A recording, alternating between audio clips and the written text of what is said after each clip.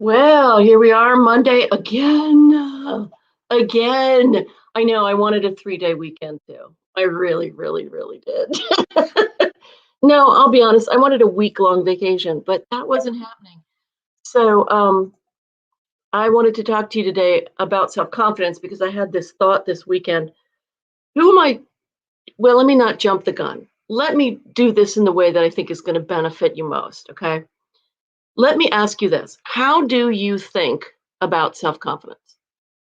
When you think, "Oh, I should be more self-confident," does that mean a specific thing to you, or does it mean that you're thinking like, "I should just be sort of like Superwoman or Superman, and I should just be more self-confident. I should have that." Or, are you just supposed to be that? That's pretty intense, right? It's pretty intense. So if you're listening to this, even if you're watching it on replay, I would love it if what you would put in the comments is when you think about self-confidence, what are the words that come to mind? What is the feeling that comes to mind?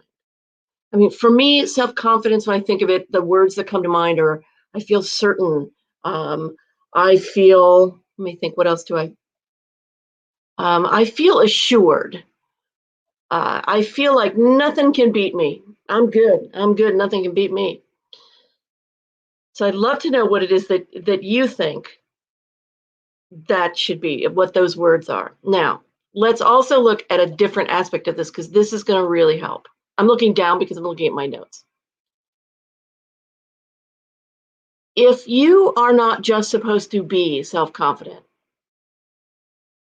there's another way to look at this. And it's a much better way to look at this. It's a much more expansive way of feeling good about ourselves. Excuse me. It's a much better way of feeling sure about ourselves. And it is, who is this self that you're supposed to be confident in? Who is she? So I thought, well, if this she that I'm supposed to be self-confident in is the one who is already self-confident, that actually cancels the whole thing out, right? So if instead I am confident in certain qualities of myself, I'm going to be good. I'm going to be really good. So let me explain. If I am confident in my ability to learn, if I am confident that whatever happens, I'm going to take something from it and I'm going to learn something from it, can I be confident in that? For me, yes, I can.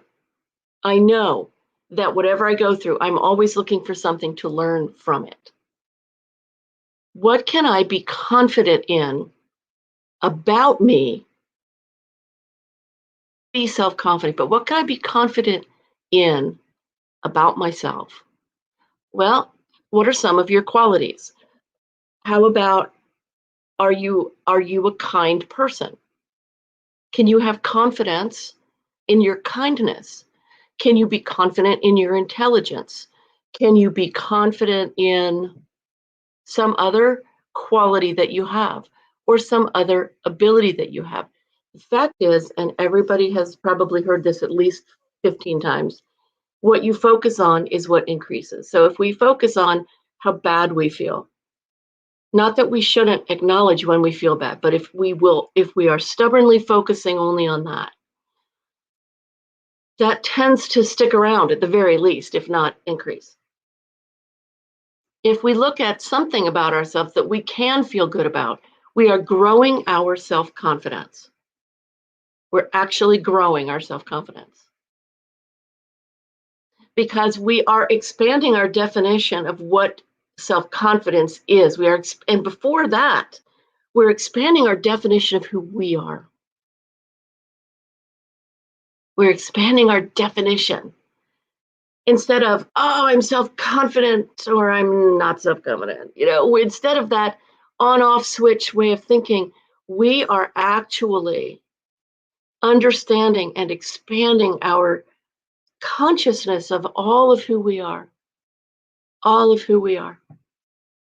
And we are many, many, many things. So I want you to think about that as you go through your week, as you come up against something, an event or a situation or a feeling where you're like, I don't feel self confident here. I invite you to think, either in that moment if you can, or reflect on it afterwards. What did I do? What can I do that I can say, I'm confident about that? So let me give you even an example about that. Even if you're standing in a place where you have to be very confident and you feel anything but, I've done that. I've been in the one on one networking thing and I've hated it in the past. Before I learned how to put forward my love of connecting before my desire and fear around selling, right? When I put what I loved forward, and it changed the whole thing for me. But before that, I would stand in those things and I would feel anything but confident, anything. But what I could depend on was my ability to pretend. I could feel confident in that. I could feel confident in that I could stand up straight. I could not like demonstrate my nervousness because I that's something I knew how to do. What do you know how to do? And nothing is too small. We've got to get over this idea that for something to be worthy, it has to be huge. So not true. It's just not true.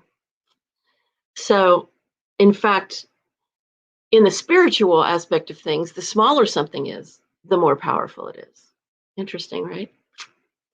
So I invite you this week to think about what are those things that you know about you, that you know you do, you know you think, you know you are, you know you're strong in, you know you can pull from. What are those things? Because those are the things that are going to really build your confidence, really build that self that we're talking about actually when we talk about self confidence.